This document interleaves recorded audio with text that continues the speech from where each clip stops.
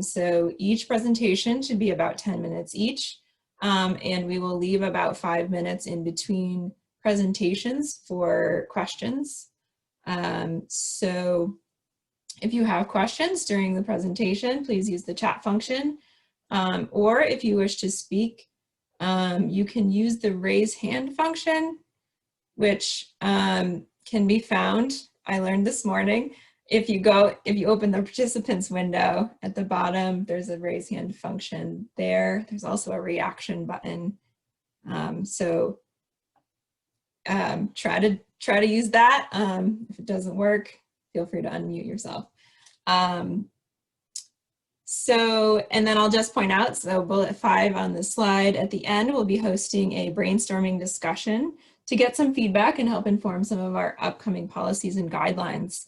That will be facilitated by Mark Companion, who we work closely with through the Lake Champlain Sea Grant. Again, my name is Helen Carr. I am with the Clean Water Initiative program within DEC. But right now, I will pass it over to Ethan Swift, who is the program manager for the Watershed Planning Program, to talk to you about Act 76. Take it away. Great, thanks, Helen. Hi, everyone. Good afternoon. Ethan Swift here. As Helen said, I'm the Watershed Planning Program Manager in the Water Investment Division. I'm sure I've met and know many of you folks, so good day to you all. I'll be providing this overview of Act 76 and welcome questions and comments after I get through the half dozen or so slides that I have. So next slide, please, Rachel. So the Clean Water Service Delivery Act of 2019, I know many of you folks have heard of this legislation already that was passed by our General Assembly for the state of Vermont at the end of the 2019 legislative session.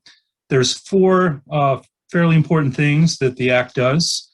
The most important thing that I would say from the perspective of the clean water work that we all do is to establish a long-term funding source for the Clean Water Fund. In doing so, it created 3 different funding streams to support the Clean Water Fund in the amount of approximately $20 million or more a year and intended to grow over time, largely because funding streams do grow over time. And I'll allow folks from the Clean Water Initiative program and to put a finer point on that if that should be updated. So a couple of the funding sources include the rooms and meals tax, also a proportion of the property transfer tax, and also the bottle bill S-sheets, meaning those unredeemed deposits that are collected if bottles or cans that have deposits on them are unreturned. So the Act also prioritizes the support of the Clean Water Fund for non-regulatory programs and projects. So what this means is in order to meet our goals under the Lake Champlain Phosphorus Restoration Plan, aka the TMDL, also the Lake Memphremagog Phosphorus TMDL, which is also a restoration plan under the Act, or any phosphorus or pollution control plan subsequent to the Act that becomes subject to this framework in order to meet these goals are required, and there's non-required activities associated with that as well. And I'll explain a little further. Required activities are, for example, complying with the municipal roads general permit, also the 3-acre stormwater permit, compliance with with the required agricultural practices, and also the accepted management practices for forestry. There's also a whole host of non-required activities that nonetheless are needed to achieve the goals of the TMDL. So natural resource projects include river and floodplain restoration, wetland restoration, conservation easements, buffer plantings, why we're here today, projects of that type and or projects that aren't required but have a high degree of pollution reduction, i.e. nutrients and sediment, are non-regulatory stormwater or other types of projects would sort of qualify in that category. And so the Act recognizes this and requires that the state invest the Clean Water Fund firstly into those non-regulatory projects and then secondarily into the required such as those regulatory projects that I just mentioned, if funding remains. And I believe a little bit later on in the presentation, I believe Helen or other folks will be talking a little bit more about what those grant programs are. So the Act also establishes a network of decentralized clean water service providers that are located within the major planning basins of the state. A little bit more on that in the next slide, but before we get there, but that's really what, I'm here to kind of provide you with the overview of today. The Act provides the department with the rulemaking authority to establish these rules of the road of how these service providers will operate. So the assignment of the clean water service providers to each of the major river basins and who these service providers are, that authority rests within the Act. And so we have a draft of the rule that we have sort of out for public comment. I actually believe the public comment period is just wrapping up. And then lastly, the Act also establishes those 4 new grant programs that replace the current ecosystem restoration program to a certain degree, and other grant programs that are administered by the Agency of Natural Resources. And again, I think the clean water folks may get in a little more into the substance of that. This is not all grant funding that gets channeled directly through the clean water service providers. Some of these grant funds are administered in other ways, which will be described. Next slide, please, Rachel. So Act 76 establishes these decentralized networks. They're actually comprised of 2 companion entities that work together. The first is the clean water service provider itself, and the service provider's role is to establish essentially a board of directors for the basin, which are these basin water quality councils. Then in coordination with the council to identify, develop, construct, verify, inspect, maintain, and operate these clean water projects, and in particular, these non-regulatory projects. So in doing so, the projects that get stood up are those that are congruent with the applicable tactical basin plan, and they consider the pollution reduction value of the project, such as the phosphorus benefit, but also co-benefits provided by the project, as well as the cost of the project design and implementation, and the operation and maintenance associated with those projects. So the draft rule establishes the defined terms of service for these clean water service providers and the requirements for their renewal. And then the Basin Water Quality Councils are established by the providers. Those are created to provide localized water quality knowledge and to establish policy and make decisions for the service providers regarding the most significant water quality impairments within each basin, but essentially the priority issues, water quality issues, impairments that need to be addressed. In essence, the Basin Water Quality Councils will be assisting the service providers to prioritize which projects are the greatest value in achieving clean water goals, objectives, and related targets for pollution reduction. A suite of projects may be considered by each Basin Water Quality Council in order to achieve the phosphorus reductions that are assigned, but also to meet local benefits and to be implemented in the most efficient manner possible. And then importantly, because the tactical basin planning process is important to all this, the council members will be essentially compensated to participate on these in the basin planning process. So on the left side of my slide here, you can see the state of Vermont, and I think most of you all recognize which are the watershed boundaries. The major boundary, which is shown in sort of the darker red and green boundary that sort of runs down the middle of the state, is of course the Lake Champlain watershed. The next boundary that's shown in blue, sort of on the upper right-hand side of the state, is the Memphremagog watershed. And then of course the Connecticut River Basin is entirely on the east side of the slide, the east side of the state of Vermont. And then the Battenkill, Wilumzik, and Hoosick is that very sort of southwestern corner of that state, the one that's delineated as number 1. Next slide, please, Rachel. So the draft rule at this time proposes to establish clean water service providers for the 7 basins of Lake Champlain and Lake Memphremagog. The Act articulates that there is only one clean service water assigned per basin, and then also establishes one Basin Water Quality Council per basin that shall be comprised of the following representatives. You can sort of see the diagram on the slide, but 2 members of a Natural Resource Conservation District, 2 members of a Regional Planning Commission, 2 representatives from local watershed organizations within that basin, 2 representatives from municipalities, and 1 representative from a land conservation organization, either of a local or a statewide stature. And so in total, you have 9 members for each basin council as part of the makeup of this first 7 basin water quality councils. And each of these 7 watersheds will have a similar makeup, those 6 in Lake Champlain and the 1 for Lake Memphremagog. So this slide is sort of intended to inform you of who the service providers are. And so if you could go to the, oh no, wait, stay here for just a moment. It's just that my viewing screen with the participants is blocking who the providers on the right, who are identified on the right-hand side. But for the Memphremagog Basin, it is the Vermont Housing Conservation Board. For northern Lake Champlain, which is comprised of the direct drainages to the northern Lake Champlain lake segments, is the Chittenden Regional Planning Commission. For the Winooski, it's the Central Vermont Regional Planning Commission. For the Otter Creek Basin, it's the Addison County Regional Planning Commission. And for the, as you sort of see in the slide, for the Missisquoi and the Lamoille basins, up in the northwest corner, that's the Northwest Regional Planning Commission.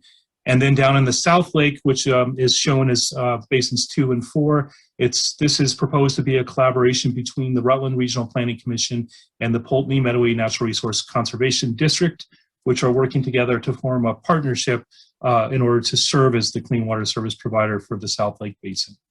And so next slide, please, Rachel. So just a little bit about stakeholder engagement that the agency has done to date.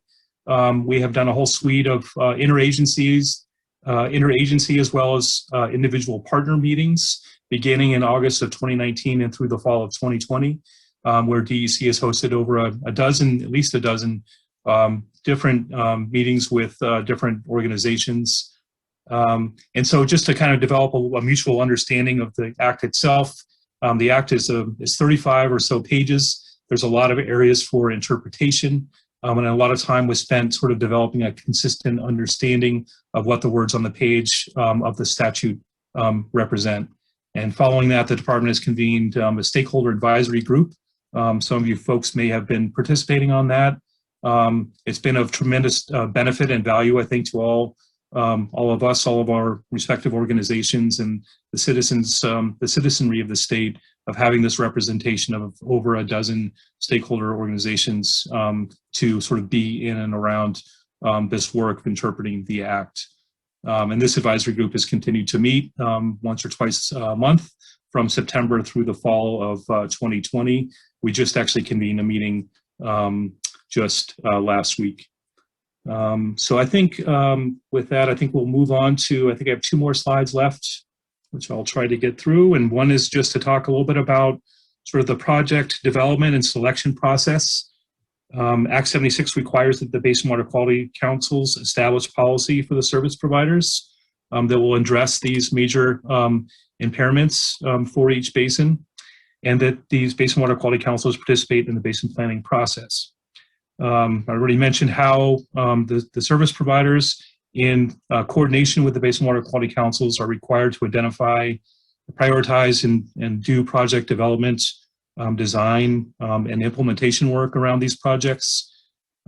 It's worth just pointing out that during this interim period that the agency has been working with this advisory group to begin to draft the guidance around how the clean water service providers prioritize and select projects consistent with the applicable basin plan and the pollution reduction value associated with each project, the co-benefits provided by each project, O&M, which we will get into a little bit, I know, this afternoon, and just other aspects of sort of how we identify the benefits that go beyond pollution reduction associated with that clean water project.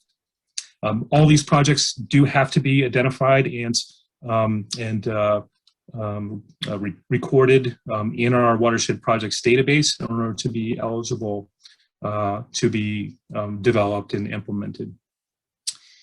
And so I think one more slide after that, Rachel, and then I'll pause and let folks, if anyone has questions. I just wanted to also mention how we do have a few different consultant-led analyses that are underway associated with Act 76. One is one of these consultant-led analyses, which is wrapping up right now, is a group of different consultants that are developing the standardized cost per unit of pollution reduction values. This is by clean water project type and per sector, and sort of the associated operation and maintenance metrics, around those project types. And I believe I know Helen and the clean water folks will be talking a little bit more about that. But this work is just wrapping up now. We expect this to be completed late this winter, which is coming to an end here fairly soon. And with that, we have sort of a draft operation and maintenance manual associated with that. Also, work that's underway right now is the work around the Functioning Floodplains Initiative. Some of you folks, I think, are familiar with the work that's being taken on by several different consultants, UVM, some of our academic partners, and researchers, just in looking at the highest priority river restoration projects and floodplain connectivity. Also associated with this analysis is looking at high priority wetland restoration opportunities in order to sort of identify those good projects at the reach and watershed scale to support the strategic restoration work. And lastly, I'll just point out that there's also consultant-led analysis work around looking at the forest land and just that sector in terms of the potential sources of phosphorus or nutrient and sediment loading in those Vermont sections of Lake Champlain and Lake Memphremagog to sort of do a critical source identification and establish the accounting methods to estimate those pollution reductions associated with forest land BMP implementation. That work is anticipated to be wrapped up, I would say, early this summer, 2021. The Functioning Floodplains Initiative work is ongoing. We anticipate that it'll be completed in 2022, but there should be some outputs associated with that work and a functioning floodplains tool that we can use then to begin identifying high priority river restoration and wetland restoration projects. So I believe that sort of is the end of the slides that I wanted to run through with you folks this afternoon. I'd be happy to take a couple questions if there are any, and I don't want to monopolize too much time. So if there's any questions, I'm happy to address those. I'm not looking at the chat right now, but Rachel, was there anything in the chat?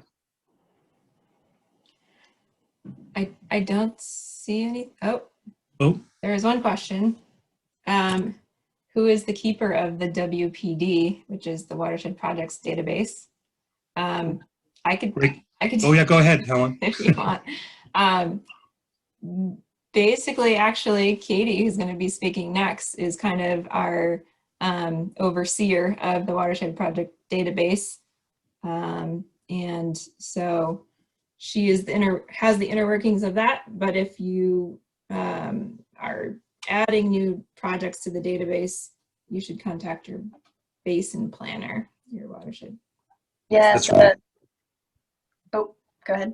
Well, I was just going to say the basin planning process, really how we look at those initial projects, how they're identified, and the basin planners help coordinate sort of their inputting and migration into the Watershed Projects database. And sorry, Katie, I didn't mean to interrupt. Feel free to jump in. Yeah, no worries. I was going to say something along those lines. It's jointly managed by both the Clean Water Initiative Program and the Watershed Planning Program. The watershed planners, as Ethan mentioned, use it to plan and prioritize their projects, while the Clean Water Initiative Program uses it to track funding, performance measures, and phosphorus reduction. So we both manage it jointly for slightly different purposes. But yeah, definitely happy to take questions on more specific database questions later if there are any. Great. Well, thank you all. I think that's my time. I'm happy to follow up on any other questions that may come up around Act 76, and that's ongoing work. I'll hand it over to you, Katie. Yeah, thank you. So I'm Katie Bockwalt. Nice to meet many of you virtually. I'm the TMDL Tracking and Accounting Coordinator for the Clean Water Initiative Program. And I wanted to share with you today an overview of our general tracking and accounting methods, and then go into the specifics of how we estimate phosphorus reductions from agricultural buffers as well as natural resources restoration buffers. And I kind of want to end my presentation with probably more questions for you all. We're in the process of updating our existing methodology, and I would really love input and feedback from many of the experts on this call. And I'll pose those questions to you once we get to the end, but we would like to work with people on the ground doing this work who have knowledge of local conditions in Vermont to update our methods so they'll be the most applicable to conditions in Vermont. Next slide, please. So as many of you are aware, the Clean Water Initiative Program funds various clean water projects across all sectors, including buffers to reduce nutrient and sediment pollution to water bodies and improve water quality over the long term. And measured water quality parameters are always the ultimate indicator of progress, but it will take time for Vermont's waters to realize the benefits of these projects. And in order to provide incremental measures of accountability and estimate progress towards achieving water quality goals, we estimate the phosphorus reductions associated with clean water projects installed across federal programs and regulatory programs in Vermont. And the process of estimating phosphorus reductions from clean water projects is referred to as phosphorus accounting. And to estimate these phosphorus reductions, we collect many types of data on the clean water projects implemented, which is referred to tracking. So tracking and accounting together enabled us to estimate the phosphorus loads reduced from clean water projects and monitor progress towards achieving TMDLs. And several of you on this call might be familiar with the tracking side of this, as many of our final deliverables and our grant agreements give us the data that we need to be able to estimate phosphorus load reductions. And sometimes if that data is missing, we need to fill in those gaps so that we can estimate the results of your projects and report on all the great work that you guys are doing. So the phosphorus reduction estimates that we calculate are modeled at the individual clean water project level. Measuring phosphorus reductions at the project level through water quality monitoring would be cost prohibitive. Therefore, the estimates that you see in all of our clean water reporting products are just that. They are estimates. They are not measured water quality change. And it's also important to remember that the reductions from these projects are the reductions in loading from the landscape, and which is not the same as a reduction in lake phosphorus. So try to remember it's being reduced from the landscape, not in lake. And to estimate our phosphorus reductions, we need a few key types of information, which are shown in the graphic at the bottom of this slide. First, we need to estimate the baseline site phosphorus load, which is based off of the area of land draining to the practice and the average land use loading rate from the TMDL. So for example, in the agricultural sector, the baseline phosphorus loading rate for cropland will be applied to, say, 10 acres of cover crop to estimate the baseline site phosphorus load before a practice was installed. The next piece of information we need is the BMP phosphorus reduction efficiency, which is often expressed as a % of the total load reduced. And this value is project specific, and it's based on the research of project performance relevant to conditions in Vermont. And a lot of times we get this value from literature reviews, but if there are local studies conducted in Vermont, we will use those local field measured values rather than something conducted from a large literature review. So with the baseline site phosphorus load and the BMP reduction efficiency, we can then estimate the phosphorus removed by applying the BMP phosphorus reduction efficiency to the baseline site phosphorus load. And then that gives us the annual reduction, so in units of kilograms per year, and then that reduction is applied over the lifespan of the project. And the lifespan, just like the BMP phosphorus reduction efficiency, is project specific and varies based on project type. For example, a lot of agricultural practices are 1 year annual practices that have to be repeated annually, whereas stormwater BMPs, for example, have a lifespan of 20 years because they're structurally engineered solutions. So that's kind of an overview of how we generally estimate phosphorus reductions for clean water projects. And in the next slide, we'll go into some of the specifics for buffers. Thanks, Rachel. So yeah, as I mentioned earlier, we have two different accounting methods based on buffer type. So we have an accounting method for estimating phosphorus reductions from agricultural riparian buffers, and a different method for estimating the reductions from natural resources restoration riparian buffers.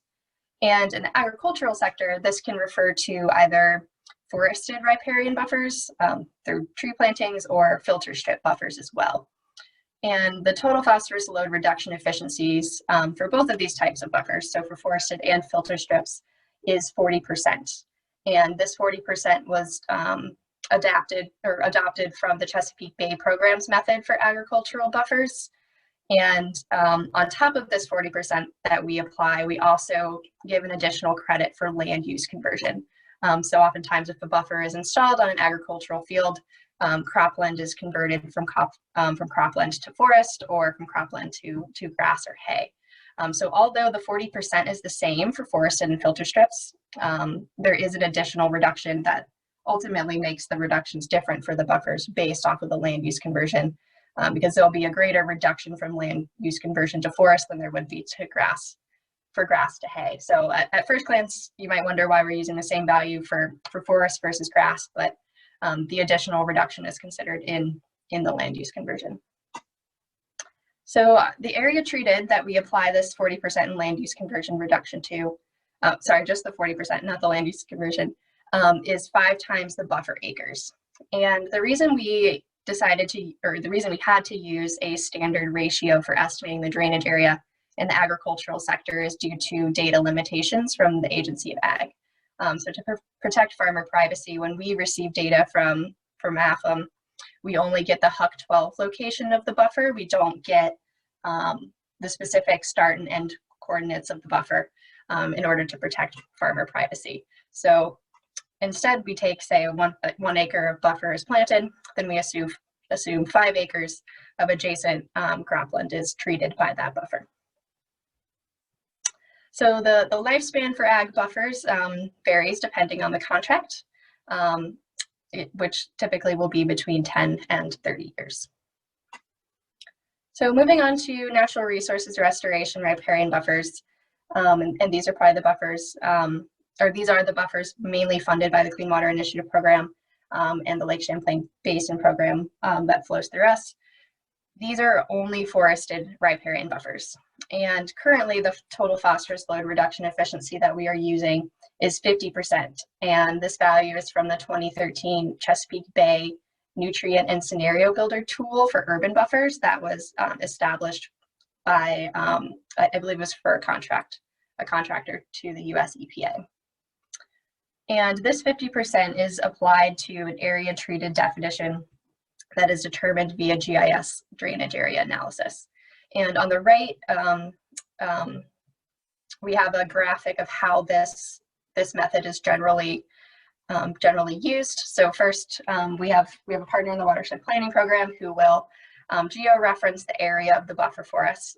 So based off of the starting point and ending point of the buffer and the average buffer width, he'll digitize that buffer and then use a hydrologic software to determine the overland flow paths and determine the drainage area of the buffer. And then with that drainage area, he will then summarize the land uses within that. So say, for example, you could have 25% developed, 25% forest, 25% developed high intensity. Then we take those different types of land uses and in that drainage area and estimate the baseline site phosphorus load. The concern that we have with this method, and this gets into the questions that I'll be presenting later, is sometimes the drainage area that we get from this analysis can be fairly large.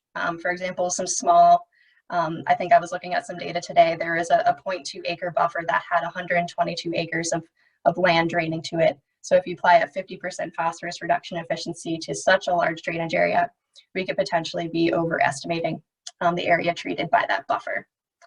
And it's really important to note that when we're adapting and changing this method, our total phosphorus load reduction efficiency and the area treated should be congruent with each other. So if we're having a method that has a larger treatment area, maybe it would require a lower phosphorus reduction efficiency, or vice versa. If we change to go to a ratio method with a smaller area, maybe a 50% reduction efficiency is appropriate based off of that drainage area. So those two components of the accounting methodology definitely go hand in hand.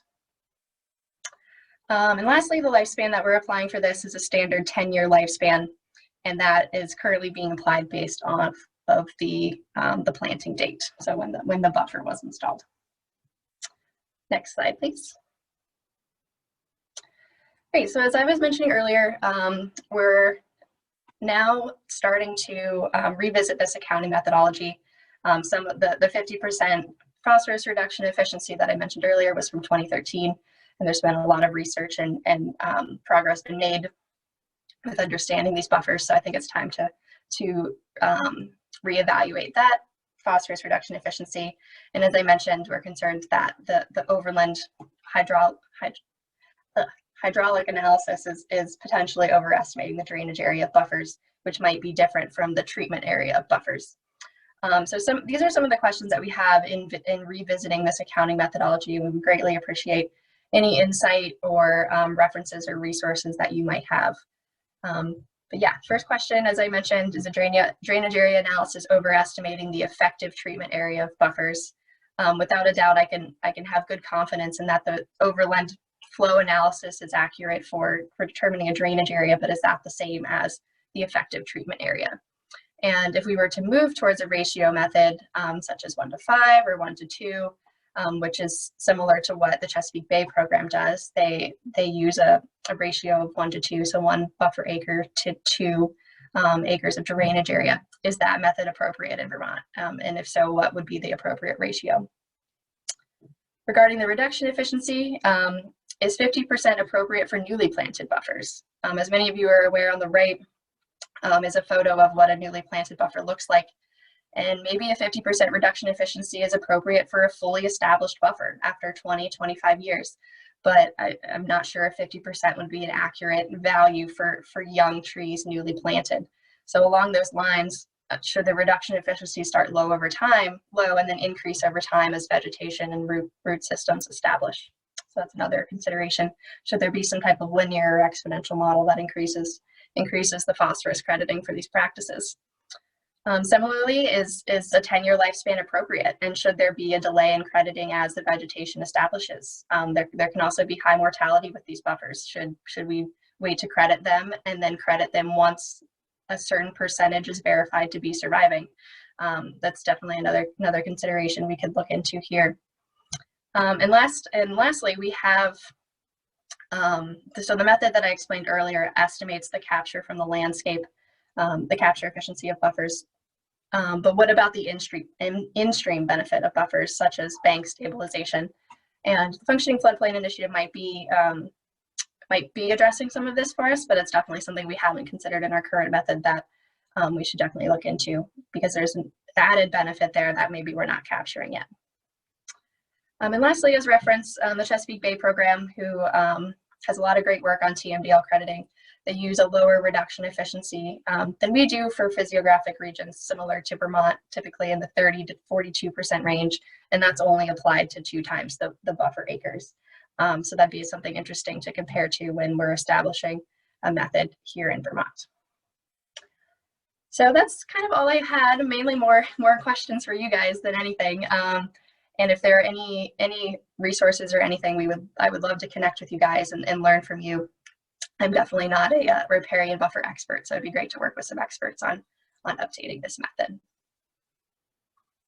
I'm not sure if there were any questions. Helen, was there anything? Yes, we have some resources that folks provided. One question. Do you know what size trees or how old the buffer was used for the estimates from the Chesapeake Bay program? Yeah, that's a good question. I think that's probably something we should definitely look into if we're going to use them as a reference. I don't know off the top of my head, but I might expect that their reports are always really, really detailed and well referenced. So definitely need to go through that and see if I can find that information.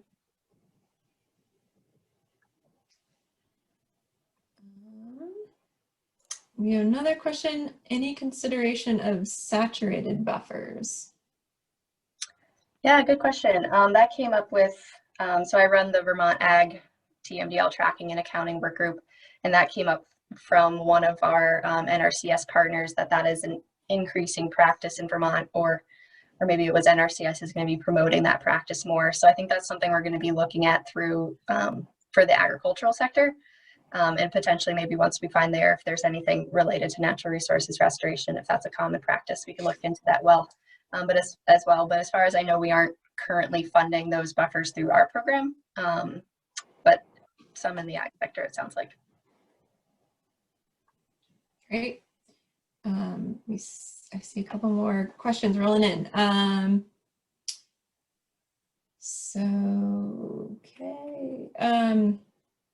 Is there a difference in calculation for buffering high nutrient landscapes such as cornfields? And yeah, good question. So that is accounted for in the baseline loading rate. For example, if there's an area that has a really high phosphorus loading rate, such as cornfields, so I'm just going to make some numbers up off the top of my head, say that's 100 kilograms per acre per year.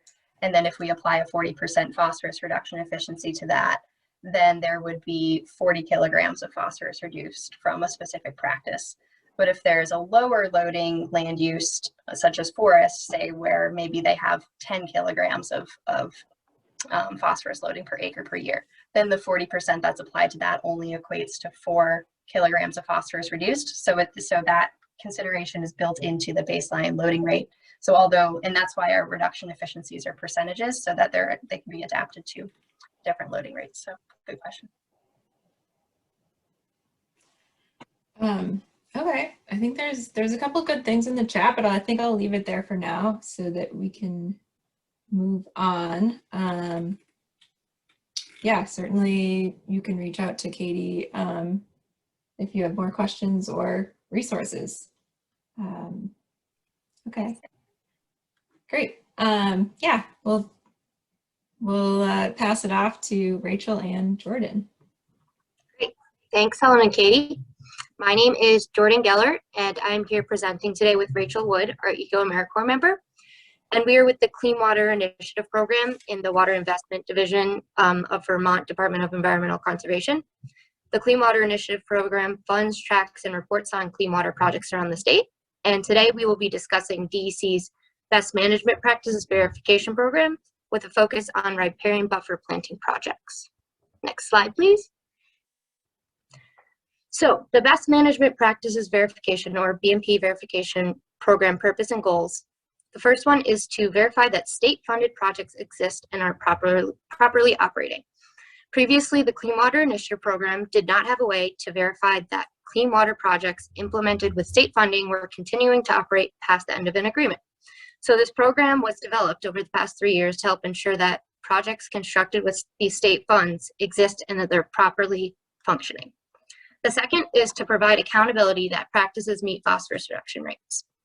Practices funded by the Clean Water Initiative Program are all tracked, and phosphorus reduction is accounted for, as Katie described in the previous presentation, to the extent possible. These best management practices and their associated phosphorus reductions show progress towards meeting Vermont's water quality goals. The third is to educate DEC partners and expand partnerships. One of our goals is to expand these partnerships and provide education and guidance to our partners on how to effectively maintain best management practices over time. The fourth is to increase confidence that state dollars are being spent effectively. This program allows us to increase confidence that public dollars are being spent in the way that they were intended. Next slide, please. So, the brief overview of the cycle of best management practices verification process. The first is we plan. We prioritize. This is just for buffer plantings. We prioritize buffer plantings that are older, that have been planted at least 2 years prior, so they have time to establish. Many of the projects are on public land, but some are on private land and at schools. So we look to the operation and maintenance agreement and contact the responsible party before visiting the site. The responsible party agrees to maintain the practice according to the operation and maintenance plan and to repair any damages to the practice.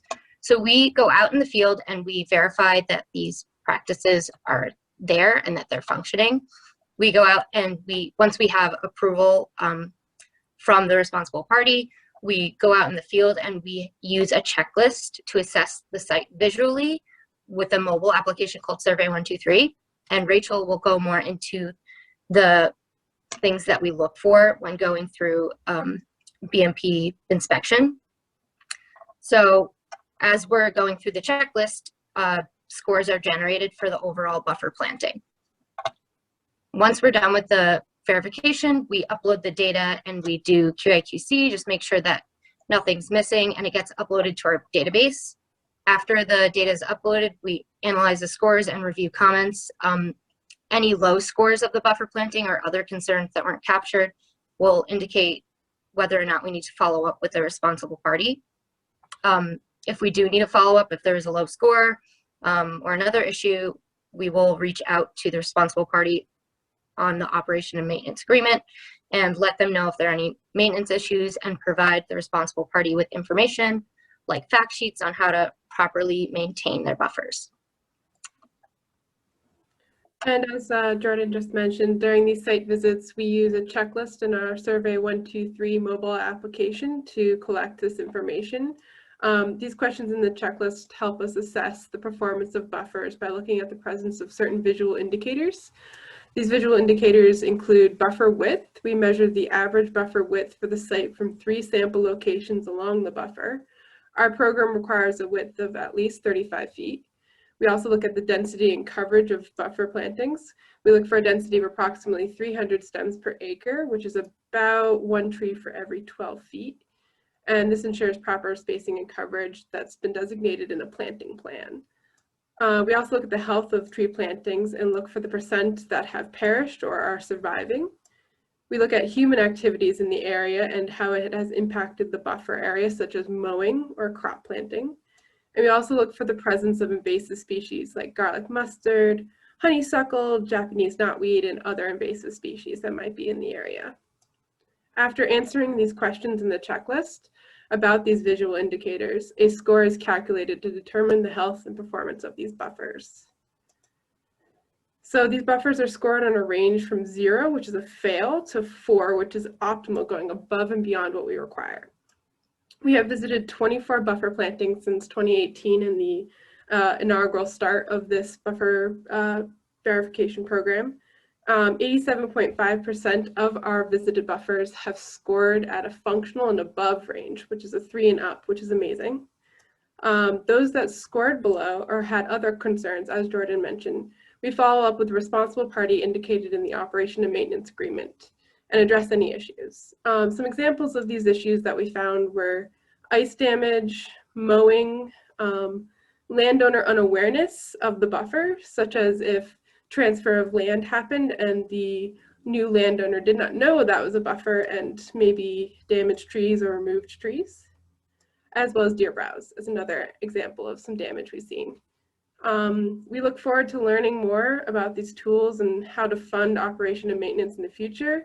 And we also look forward to learning how to ensure greater survivorship in these buffer plantings moving forward.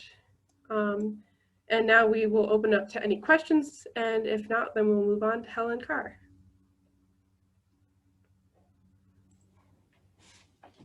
Thanks, Rachel. And Jordan, that was great.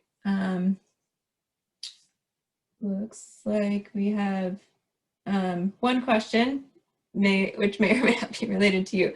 But one of the biggest challenges is that there is currently funding through DEC for operation and maintenance. There is no funding through DEC through operation and maintenance of these buffers. We realize this will change under Act 76, but would DEC consider funding for O&M for the projects that are being planted under woody buffer block grants? Yeah, that's an excellent suggestion. We do want to be able to address all of the kind of gaps in funding that we see. I don't know that it's in the cards for right now, but it's definitely something we can consider. Let me see if there's other questions related to Rachel and Jordan. I think I see another question. Yeah. Are you able to monitor over multiple seasons or just in the first 1 to 2 years after planting? So we have a bunch of projects that we fund a bunch of projects every year, and they are tracked in our watershed project database, which was talked about before. So our goal is we have been visiting buffer plantings that are more established after like 1 to 2 years, like I said, and we will be revisiting them at some point, but right now we're still working on getting through the buffer plantings that we previously funded. I hope that answers your question. Then there's another question. Are this size of established plants and species factored into evaluation? So they are not. Most of these plantings that we're going to are still relatively young. Even if we do wait these 2 years or so, they're still going to be pretty small. We have gone to buffer plantings that have been 5 years old. We didn't start tracking a lot of these projects, I think, till 2016. So most of the buffer plantings are still in the beginning stages of being established. So we have seen really, really tall pine trees that have been very successful, but they are not factored into the evaluation at this point in time, at least. Great, thanks. Let's see, we have a couple more. What is DEC's process or steps taken if a landowner claims that they were unaware of a buffer? Is that process different than if a landowner unknowingly or knowingly removed a buffer? Assuming both cases have an existing O&M agreement. I don't know if you want to take that or if you want me to jump in. I can try. I think this is kind of new territory. Like Rachel said, we've seen pretty successful buffer plantings, and there have been a handful that haven't been 3 and above. There's been an instance when a landowner did not realize that there was a buffer there due to transfer of land. And I think one of our goals is to really work with our partners to make sure that they're aware, or the landowner is aware of when this, that the partner is aware if there's a landowner transfer, so they know that there's a buffer planting and there can be a new operation and maintenance agreement signed. So then the new landowner is the responsible party. So Helen, is there anything that you'd like to add to that? I don't think there's a different process if a landowner knowingly removed a buffer. No, yeah, at this point, it is something we're still kind of trying to figure out. We don't have, like, we have these agreements, but we don't have a lot of teeth within those agreements. So a lot of our job is kind of education and making sure that people are aware and that they understand kind of how to maintain buffers. So that's where we're at for right now. And that's what we're really pushing is kind of education at this point in time. And then the last question we can probably quickly answer. Do you let the responsible party know in advance that you're coming to a site, or just contact them if there is an issue? Good question. We let the responsible party know, or we reach out to the partner watershed organization and the responsible party. Sometimes the watershed organization would prefer to reach out to the responsible party because they have a relationship with them. But either way, we reach out and let them know and get approval before we go out and do site visits. If we do not receive approval, we won't visit the site. And we have been trying to do follow-up and let them know how their buffer planting did after the fact. We generally only follow up, though, if there's an issue with the buffer. Right. Okay. I think we'll move on. We will have a little bit more time to have some discussion at the end. So I'm going to try to get through mine quickly, and then we will go ahead and do a discussion. Okay, so I'm going to talk to you today I'll provide a high-level overview of kind of the funding opportunities available through DEC and what is planned for the future, with a focus on the programs related to buffer plantings. Obviously, I'm just going to talk about DEC funding opportunities, which of course are in addition to the funding sources that were mentioned this morning and in previous sessions. So next slide, please. To give you a brief outline, I'll talk about our current funding opportunity, which is the Woody Buffer Block Grant, just also mentioned earlier in a session this morning. And then I'll kind of go into future funding under Act 76, a couple of the grant programs that we are required to develop. And at the end, I'll go into a little bit more on operation and maintenance. And the Act 76 does require that the state provide money for operation and maintenance of BMPs. Next slide, please. Okay, so many of you are probably familiar with Woody Buffer Block Grants. I'm just going to provide a very high level of how they work. So for those who are not familiar with our block grant program, the state provides a chunk of money specifically for woody buffers. We grant that money to 1 or 2 recipients, and in this case, it is currently with Watersheds United Vermont and Natural Resource Conservation Council. This is a statewide funding program. Those recipients then subgrant the funds to individual projects to be implemented throughout the state.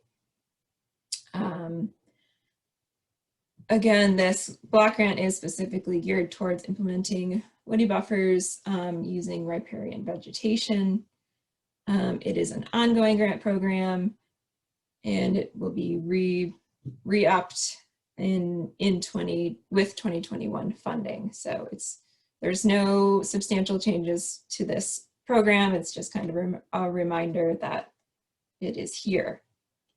This is also in addition to river corridor easement, which is another type of block grant that we have. That's going to continue as well for the next year. Next slide, please.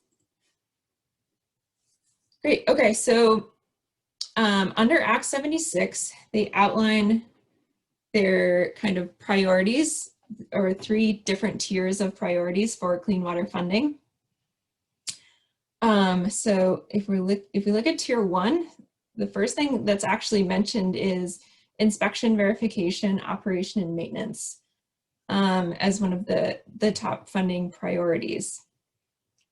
It specifies that the state will help pay for the operation and maintenance of clean water projects, and that the clean water service providers will be responsible for this.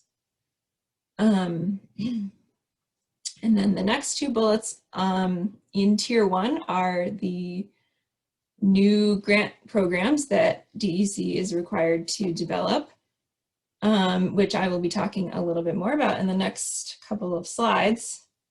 Many of the other, programs on this list are not directly related to natural resource restoration or buffers, so I will skip over those for this talk, but yeah, let's jump to the next slide.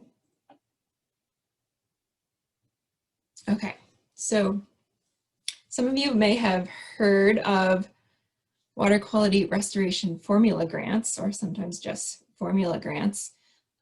These are the grants that will be provided to the clean water service providers, advised by Basin Water Quality Councils that Ethan mentioned in an earlier presentation. Because right now we only have service providers set up for Lake Champlain and Lake Bumper-Magog. That will be the geographic focus of these grants at this point. They are focused on non-regulatory clean water projects.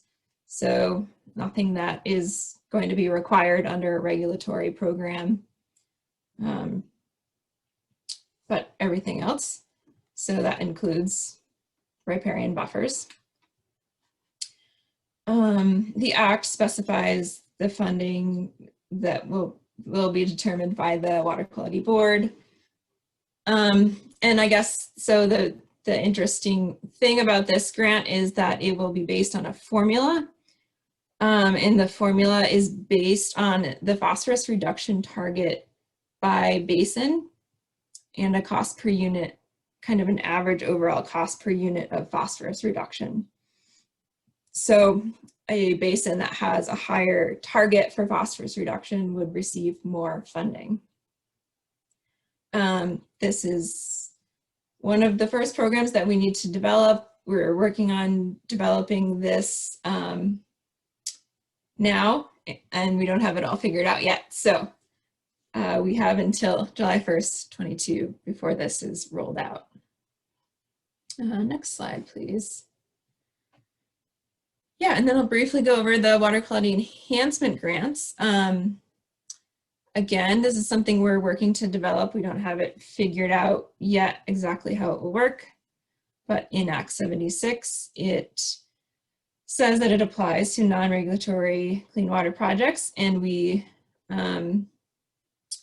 it will be focused on projects or areas that are not eligible under the formula grants. So basically that means these enhancement grants are available statewide, but likely will be targeted outside of Champlain and Memphremagog basins because most of the non-regulatory work will be covered by clean water service providers in those basins.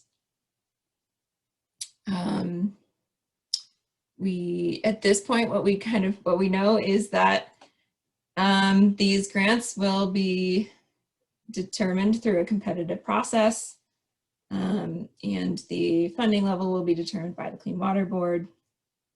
Kind of one of the reasons behind that we have this grant in Act 76 is that it, by only focusing on phosphorus, we don't want to create other impairments in other areas. We want to be able to enhance and protect high quality waters outside of those basins. So that's kind of the reason, and we'll go to the next slide, please. Okay, so this is kind of related tangentially, but the clean water service providers will be responsible for maintenance of clean water projects, as we mentioned, and funding will be provided to them for this maintenance. Again, we're not 100% sure how this was going to roll out, but we know that there will be funding. So kind of to start that ball rolling, we have worked with a consultant group, and they have helped us produce a draft operation and maintenance manual for all types of clean water projects. And this will help us provide a framework and standards for BMPs to ensure proper function throughout their lifespan. Each kind of grouping of projects or practices will contain information about the description, how to inspect, what to look for when you're inspecting, and what to think about when you're planning for maintenance and the life cycle of the BMPs. So let's jump to the next slide. I will mention that this is a sample of what the draft O&M riparian buffer guidance looks like right now. This was only pulled from the 90% draft, so there are updates that we know are going to happen before it's finalized. But just to give you an overview, it provides you with different types of practices that fall under the buffer category. It'll provide key maintenance objectives, a couple of pictures and examples, and then kind of the table provides an idea of the inspection and maintenance activities that would be required. So this would be a kind of a general guidance of inspection, but it provides guidance of things to look for, what you might need to do to maintain it, and what is the frequency that would be ideal to maintain. After we receive a final version of this document from the consultants, we know it will need further refinement as more Act 76 details get worked through. So stay tuned for that. And with that, we can jump to the next slide, but I will wrap it up. These are some links to more information. We have a lot of information on our website, so feel free to jump on there and look for stuff if you're interested. There's also a link to subscribe to our mailing list if you are not on it. That will help you receive funding updates if you are not already on there. Okay, so that is what I had for mine. I guess if there's any questions, was there any questions in the chat? I didn't see any. I saw one, but it looks like Lynn answered it. Okay. Otherwise, I don't think there were any Great. questions. Oh, there's one from Eric. Will the maintenance funding apply to CREP contracts too, or only DEC funded projects? That's a good question. I don't think, I'm pretty sure it would only apply to DEC funded projects. I think they would definitely, if not, they would definitely be the priority. Helen, this is Emily Bird. I can help with that. The Act 76 O&M funding is targeted at the water quality restoration formula grants and the non-regulatory clean water projects implemented under those grants. So that does not include CREP program at this point. Right, okay. Yep. Thanks, Emily. Okay. If there's no other questions, I can hand it over to Mark Companion. He will be facilitating our brainstorming session. So Mark, if you're there. Hi, everyone. You can see and hear me, I presume. Thank you. Welcome. I am Mark Companion. I'm with Lake Champlain Sea Grant. I'm the Green Infrastructure Outreach Professional who is spending a lot of time working with DEC to help them think about especially the operation and maintenance of green infrastructure. And Act 76 has prompted a lot of discussion about this. There will be some funding for certain types of operation and maintenance moving forward. And so I'd like to just have a broad discussion with you folks, since you're the experts on the ground, of, what would be an ideal way to design a riparian buffer program? I mean, certain funding is available for year one implementation. There's a need for year two, year three to replace plants that have been reestablished. There are funding sources out there from the Fish and Wildlife Service and the Farm Service Agency, NRCS. DEC will be part of that as well. How do all these different entities integrate, and how can we complement what's already going on with existing programs? The goal for DEC is to have these investments survive and do exactly what they're supposed to be doing in perpetuity. And so what are the elements of that type of initiative that DEC could help? Because they're drafting policies and procedures for the clean water service providers. What about what would be ideal for existing projects that were funded by non-DEC entities, like Champlain Basin Program, non-regulatory projects, existing projects that are tired already and they need maintenance? I know Peter in Lamoille County has been trying to figure out how to refurbish some of the existing systems that have already been funded by various donors. And so part of what we would like to get to in the coming weeks with DEC is to start to have a sense for, I use this first bullet here, how to best ensure survivorship.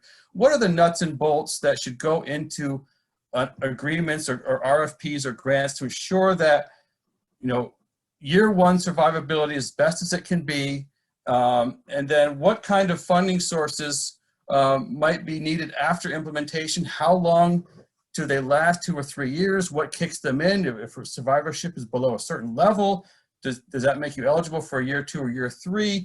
Help us think through these kinds of questions. And then what about the long-term stewardship beyond just operation and maintenance, but sort of caretaking of these riparian systems? And I know ideally, once our riparian system is established within a few years, hopefully we never have to go back to it again, but there should be this ongoing monitoring to check up and see how it's doing, but it should be able to start taking care of itself from a maintenance perspective.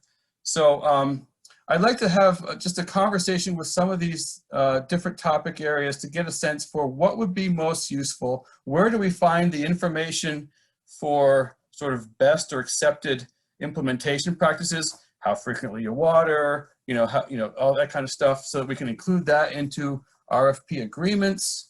And so let's have a robust conversation. I think chat will be the quickest way to cover some ground, but you're very welcome to raise your hand as well if you have a comment to say. I know that there's an ongoing need for operation and maintenance funding, but how do we also make sure that what is being established is established well, and funding for the first few years? It's consistent with what colleagues at NRCS or Fish and Wildlife Service are doing with their programming. So let's just start with a broad question of what would be some of the key elements for an awesome riparian buffer program, whether it's reliable funding, coordination with other programs. Let's put some ideas in the chat or raise your hand if you have some discussions about that, and then we'll see where this conversation goes within the next 25 minutes. Any thoughts? Do we have anyone raising their hand, or I don't see anything in chat quite yet? We have a couple of things in chat. They're coming in as we speak. Okay. Okay, so NRCS has very comprehensive standards and specifications. So there's, excellent, thank you. There are probably a few sources of the best practices that could be required of grantees during a project. So we can compile and make our own version, or just wholesale use, for example, what NRCS puts in their RFP agreements for metrics for, implementing. Any other sources of sort of best or accepted installation practices? I know some of it's probably a little bit experiential. We water so often. Are there any harder metrics that we could draw upon? So one other comment in the chat was that drought years are typically where survivorship with riparian buffer plantings plummets, as the trees are often competing for water resources with grasses. Broadening resources for year one stewardship would help, and having a replacement or an enhancement planting planned for years 2 and 3 based off of survivorship. That's a great comment. So what other metrics would be helpful for us to trigger, like a year 2 funding to reestablish planting, or year 3?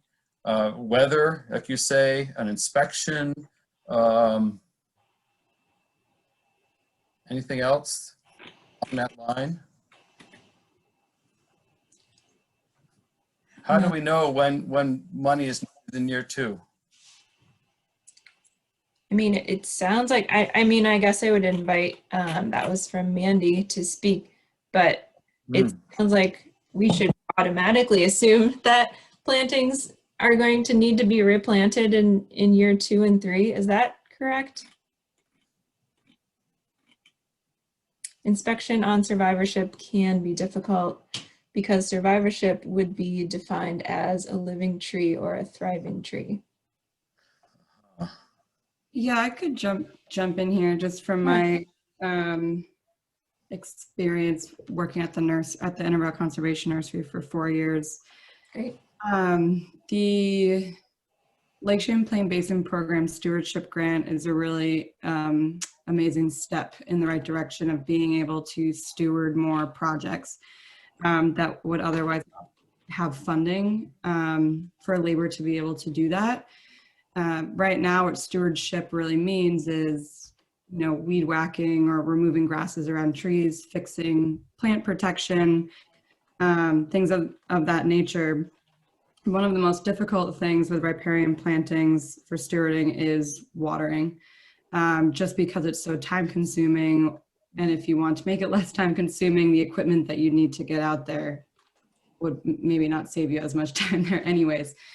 But really, drought years, which we're noticing are becoming more frequent, are going to continue to cause issues with year-one survivorship of the trees. The other issue is the definition of a living tree versus a thriving tree. So after year one, what's your replacement value on a tree that has dieback all the way down to the ground but is still living versus a tree that's been able to put on a foot of growth? Do you replace the tree that's still living that's only a few inches tall now? And at this moment in time, they're not being replaced because there's the definition of living still is there. And I can just jump in, building on what Mandy just shared. Well, first off, we can share the monitoring report that my predecessor, Leah Safransky, put together, and then the update that captures 10 years of that monitoring, which I think could be helpful for folks at DEC that haven't seen that. And one important thing that came out of that long-term monitoring was seeing that survival doesn't really level out until year 4 or 5. So it can be difficult in the first 1 or 2 years after a planting to really assess what the long-term survival will be, because of like what Mandy was sharing. There are different things that can impact the health of a tree, and it might not be until year 4 or 5 that tree is very visibly dead, and you can mark it as as mortality. So that's one tricky thing with building in monitoring. So multi-year monitoring would be helpful, maybe a little more intensive in sounds like year 3 perhaps, but 4 or 5 become the ultimate decisions. So having some funding, depending on the grant source and the client, to pay for some of that monitoring somewhat over time would be helpful. So having flexibility in year 2 onward funding up to a certain point. What type of funding mechanism might be helpful? I mean, some of this funding for maintenance and even establishment will come through the clean water service providers. There'll be other programs providing funding for establishment of riparian buffers outside of the clean water service provider model. We've seen some funding programs that are being developed by DEC. The details of them have not been sorted out. This is an opportunity for us to sort of suggest what might be really helpful ways to allocate funds, for us to access funds, to be in sync with the other donors, NRCFs, et cetera, and the ag world. What are your thoughts on sort of an easier to navigate or efficacious funding regimen for over multi-years?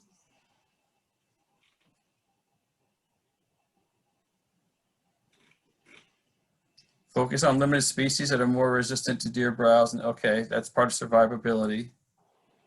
So some of the accepted or best installation practices. Block grants. Hey, Mark, can I jump in? This is Chris Smith with U.S. Fish and Wildlife Service. Please, Chris, yes. So maybe as Annalise mentioned, we've done a lot of monitoring. Maybe we could jump back to the beginning of this discussion. Okay. Or the beginning of where you start with planting a tree. One of the things that we talk a lot about survivorship, but that's based on what we are, the density that we're planting. So right now we are somewhat constrained by the number of stems that we can actually put on a site by the practice standards and costs that are in place. Yep. So if we wanted to just back this thing up and say could plant 400 to 500 stems per acre, you might not have to go back and worry about survivorship, right? So that if you actually establish what Mother Nature might be establishing on a site, then the survival and the stewardship pieces of this really you could back up and back away from.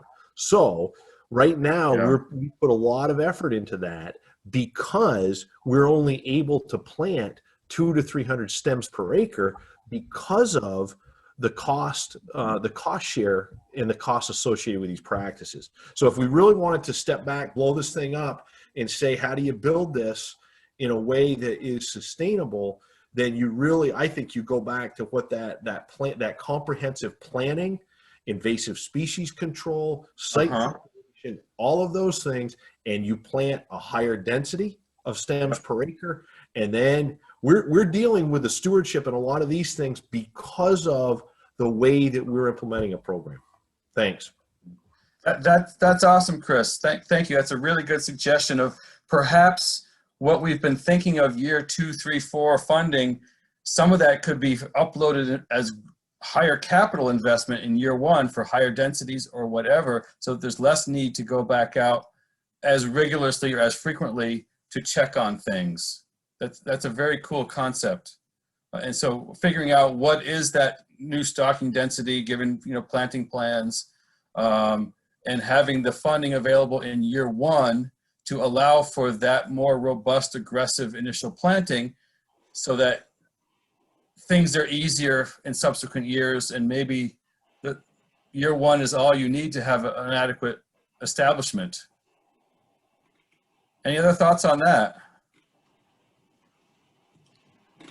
Would that make sense? Would that work from those of you on the ground doing these projects? We have a lot of chat going on right now. It's kind of hard to keep up with it. I should say, Helen, that I will save the whole chat and make sure you guys have a copy of it. Oh, awesome. That's really great. Please. Yeah. Yes, We're thank you. trying to take notes. But I want to try to speak out loud some of the ideas. I wonder if, getting at some of the questions, if the woody buffer block grants, if we could extend them, it maybe just make them 3 years and then have a dedicated, I guess a part of the block grant would be to go back after a year or 2 years and just make sure it's still working, or if there was die off, then we want to make sure we're still at the acceptable density. So I guess, is that something that would work well, is to kind of just make sure we have enough time within a grant, rather than to even, if we didn't create a new grant program, if we used our existing grant program, extended the time frame and allowed for folks to go back and look at what they planted 1 or 2 years ago. Is that something that would work? Hi, Helen. Can I speak to that briefly? When you say allow people to go back and look at plantings, are you saying to expand the eligible costs? Because right now the woody buffer block grant does not allow for maintenance costs. Right.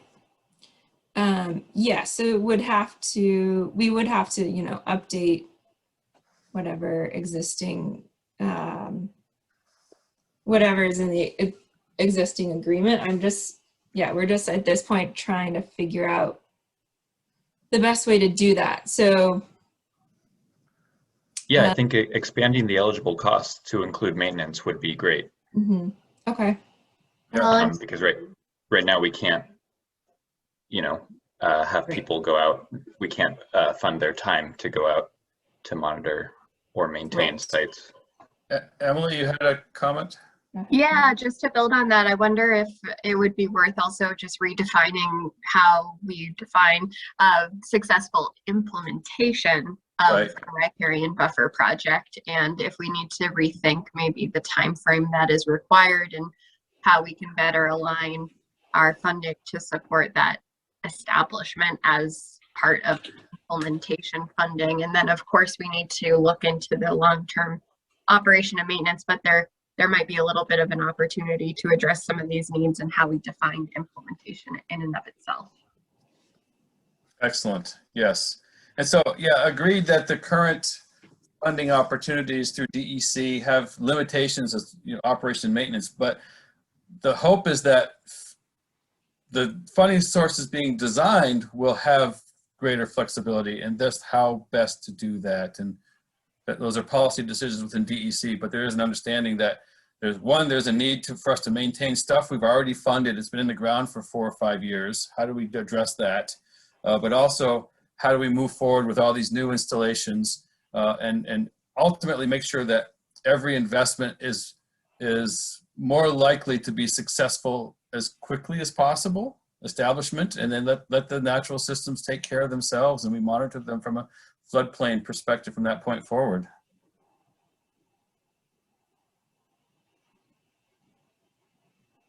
What other kinds? Hi, Mark. This is Holden again. Sorry. Yep. Yeah, I think that it's really promising that Act 76 does allow for some of these maintenance costs, and I expect that this will kind of expand with that program naturally. But however, I know that DEC plans to have these block grants for at least another year or two. So it would be most beneficial to enact those changes as quickly as possible. And I guess one thing for me to understand, it would be great to hear from you or others on the call, what the restrictions on the state are around maintenance costs, if it's because of how the funding is structured, or I don't know. That would be good for us to understand, I think, to kind of try to come up with solutions.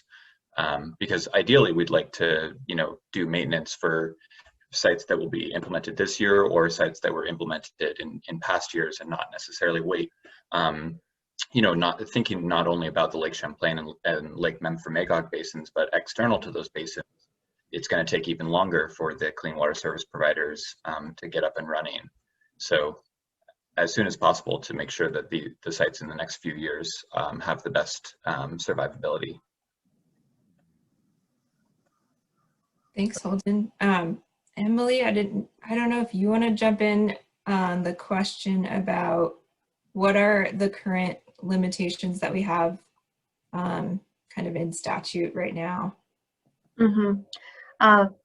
Act 76, like I mentioned earlier, is the first time that we will be using our clean water funding to support operation and maintenance costs, mainly because the focus has been and will continue to be on implementation of new projects to continue to achieve new pollutant reductions.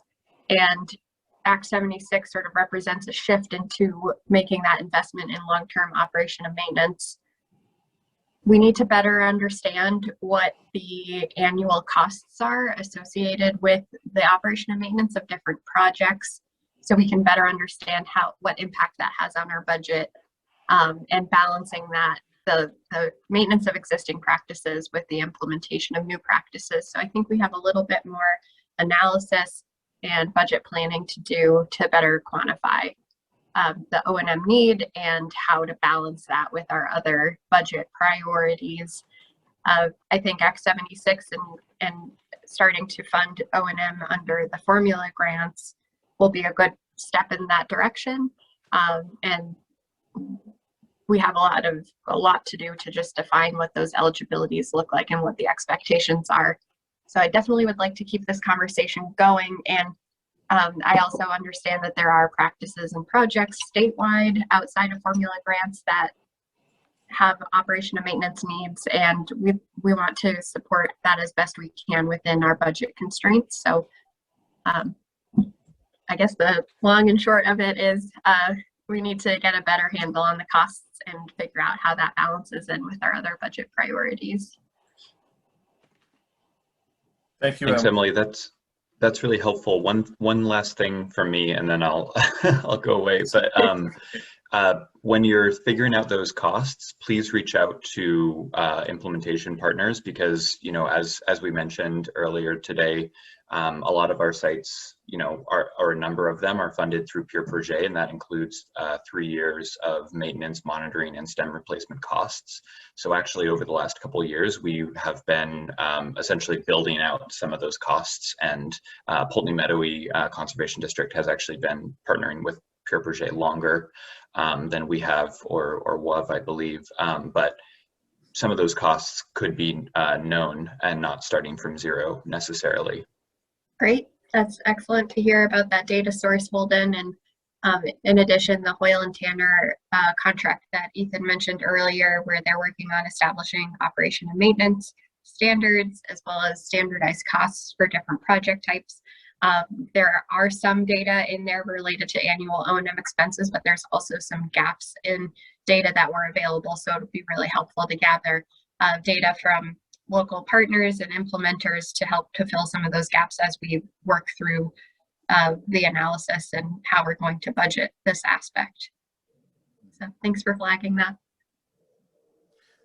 And one more topic here, I just throw it out quickly before we finish up here.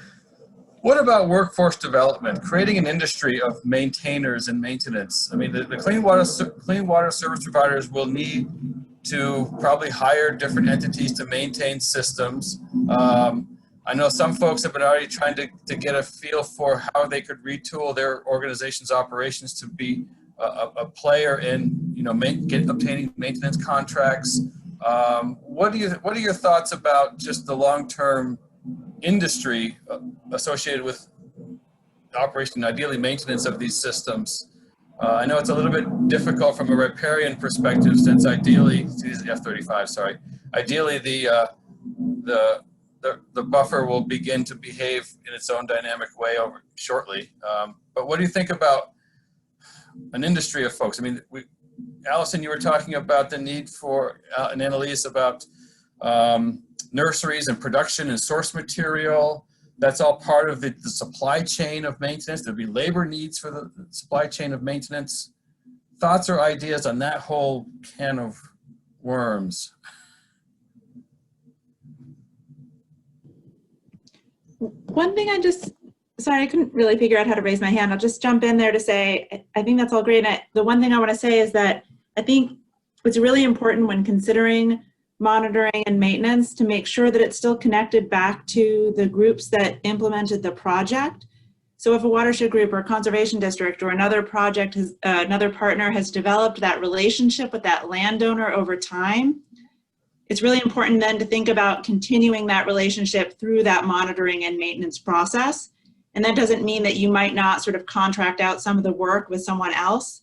But I think as DEC starts looking into more of that monitoring, maintenance, and as that shifts to the clean water service providers, I think it's going to be really important to think about that continuity of relationship. So suddenly the landowner doesn't have a new person showing up at that door, but they have that group that they have an established relationship with to guide through that process. Great idea. Excellent. Other thoughts? And we'll wrap up in a minute or two. Anything in the chat? Okay, well, let's wrap up here. As Helen had said with describing the operation and maintenance manual, that document will be received by DEC within the next couple weeks or so, and it will be a living document whereby over the next months, DEC will be revisiting it. Different sections are not complete yet as more information gets known. As Emily said, we need certain information on costs or other things for various BMPs. So there will be conversations over the coming months with all of you folks to flesh out some of these policy issues, maybe some of the details within the O&M manual. I know Annalise and Katie, you gave some suggestions in late December, thank you. But those will continue. So how do we begin to refine this entire ongoing establishment aspect of riparian buffers, from implementation to caretaking. And DEC's documents internally will be evolving in the coming months as more information gets known and more procedures are identified, through Act 76. So stay tuned on that. This is not the end of the conversation. I hope to have more brainstorming sessions with you folks on various issues and comments. We welcome, all your expertise to help us figure out the best way to do all this. And it's an exciting time because it's not often where a state kind of retools a major part of its laws and funding sources. And here's an opportunity for us to hopefully help guide that process so it becomes really easier for everybody in the long run. With that, I'm going to say thank you. Thank you, Allison, for organizing this. And it's been nice talking with all of you. Over to you, Allison. Thanks so much, Mark, and thanks, Helen, for helping to get that organized and facilitating that conversation. It looks like there is just so much happening in the chat. So like I said, I will make sure that you guys get a transcript of that. And also anybody else, I'll send that out to all the attendees so everybody has a record of that conversation. That's all that we have for today. So I hope people can get outside if it happens to still be sunny where you are. It's not where I am anymore, but enjoy the somewhat warmer weather. And if anybody wants to use this room for any reason in the next little bit, let me know if you have informal conversations to have. We have it for the rest of the day. Otherwise, I'll see hopefully many of you at 9:30 tomorrow morning for our first session tomorrow.